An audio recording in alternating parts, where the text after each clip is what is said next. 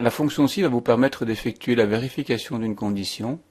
Et si cette condition est remplie, alors un calcul est effectué, sinon ce sera un autre. Utilisons l'exercice 10.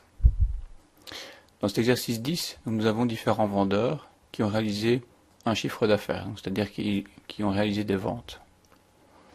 Ils ont droit à une commission de 10% de leurs ventes, mais uniquement si leur chiffre d'affaires est supérieur à 2500 €. Positionnons-nous donc dans la case C4 pour y insérer la formule. Formule, donc les formules. Il s'agit d'une fonction, donc des fonctions logiques.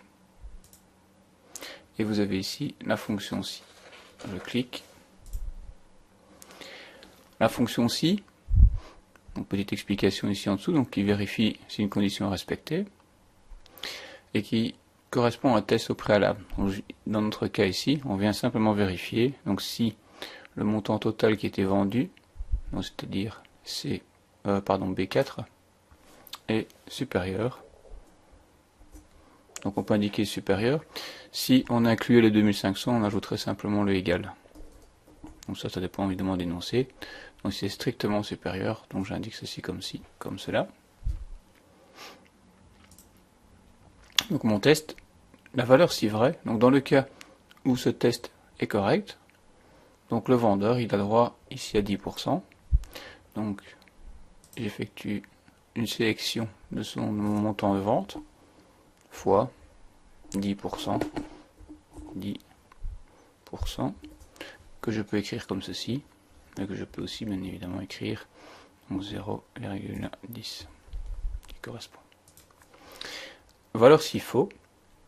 Donc ici, si le vendeur n'a pas atteint cet objectif de 2500 €, il n'a droit à rien. Donc ici, si je ne mets rien, Excel va m'indiquer faux. Donc soit j'écris un texte cette fois-ci, soit j'écris 0 pour dire qu'il n'a droit à rien. Vous voyez automatiquement qu'ici, Excel m'indique ce qu'il afficherait dans la case. Soit ça, soit je peux alors indiquer du texte qu'on place entre guillemets. Donc pas droit à une commission. Et on ferme les guillemets par exemple. Ou bien ce qu'on peut faire aussi, donc c'est simplement indiquer ceci. Donc le vide, le vide. Excel comme ça va ne rien afficher dans la cellule. Voici l'expression ici mathématique. Donc j'écris un égal, la formule ci, ouvrez les parenthèses, fermez les parenthèses. Donc je vais toujours mettre OK pour valider. Donc ouvrez les parenthèses. Un test logique ici, un point virgule. Si le test est rempli, OK, point virgule. Et si le test est faux, la valeur si c'est faux. Donc simplement faites attention, donc s'il s'agit d'indiquer du texte entre guillemets, sinon vous indiquez un calcul. Une fois que le test et la formule étaient correctement rédigés, je peux l'étirer.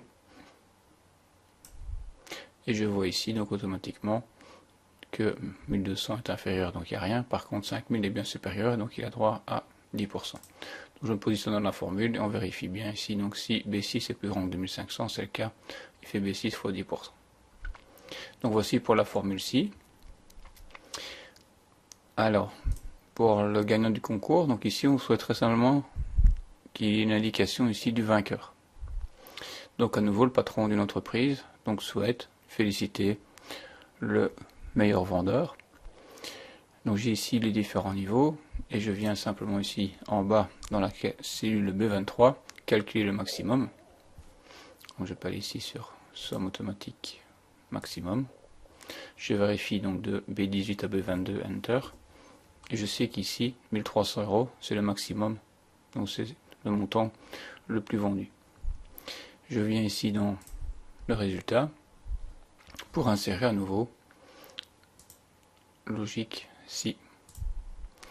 Donc ici ce que je souhaite c'est vérifier que le montant qui figure ici en B18, donc ce que le vendeur 1 a vendu, si ça correspond au maximum, c'est lui qui est le vainqueur. Sinon, donc ce n'est pas lui.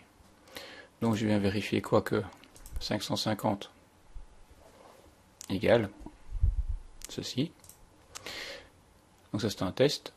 Donc au niveau des tests, donc on peut utiliser donc des plus grands, des plus petits, des égales, des différents. Donc différents c'est comme ceci qu'on écrit, différents, ou bien des plus grands ou égal, ou plus petits ou égal. Bon, donc là c'est les différentes possibilités de test. Donc test égal, donc si ce que ce vendeur a vendu correspond au maximum, dans ce cas-là, c'est lui qui est vainqueur. Et alors s'il faut, ben, je ne mets rien, guillemets, guillemets. Ok. Je clique, et je peux ici donc étirer. Ah, rien.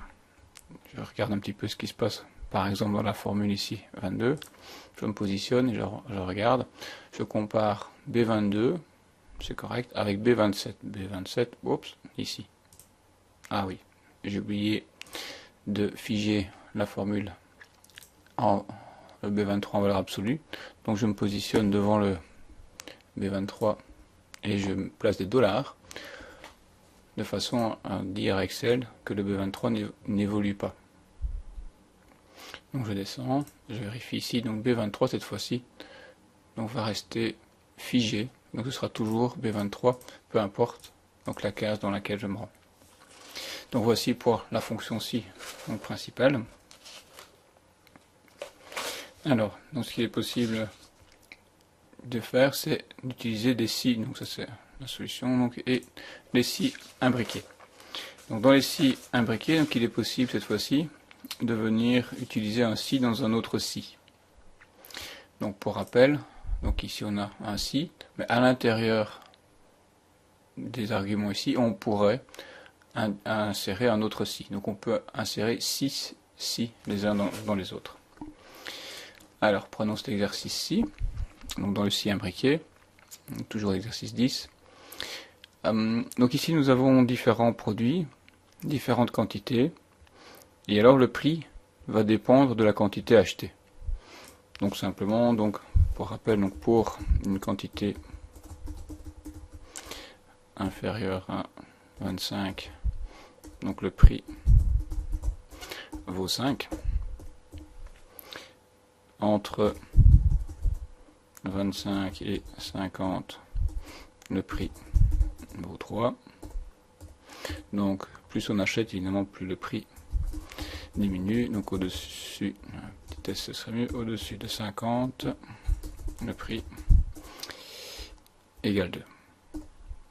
Voilà. Et donc je souhaiterais ici, donc automatiquement Excel me dit, bah tiens, comme je suis à 10, donc le prix vaut 5, comme je suis à 25, donc le prix vaut donc 3, à 55, le prix vaut 2, ainsi de suite. Voilà. Donc je me positionne comme précédemment dans la cellule C4 et je viens utiliser ici donc la formule si, donc dans la logique si. Donc qu'est-ce que je viens tester? Je vais laisser ça là. Donc je viens tester la quantité.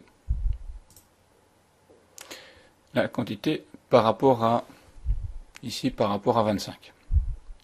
Donc si c'est strictement plus petit que 25, dans ce cas-là, le prix c'est facile, c'est 5. Ça c'est mon énoncé ici.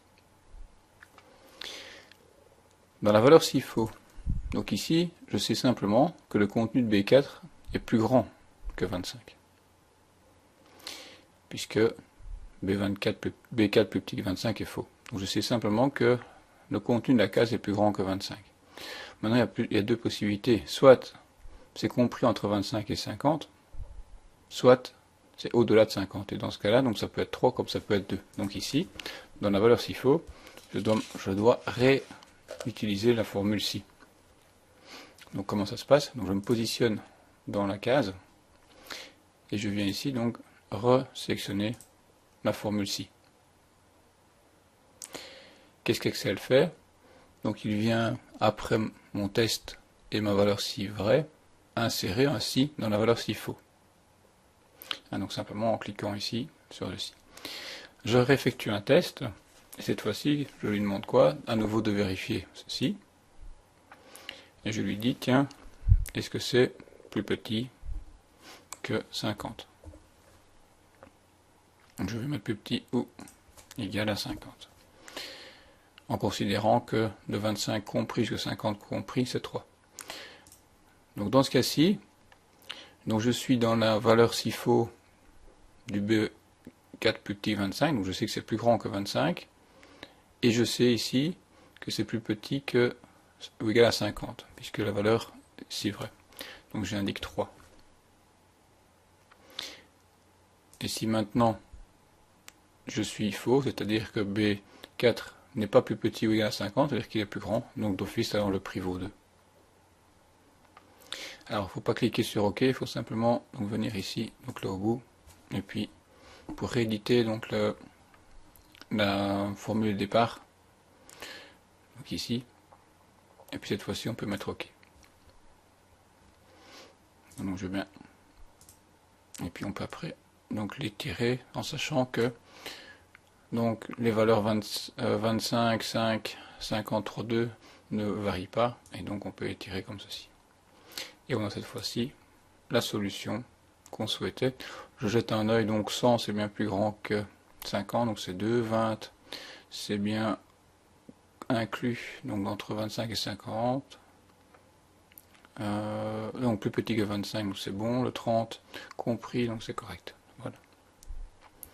Voilà, je vous laisse le refaire.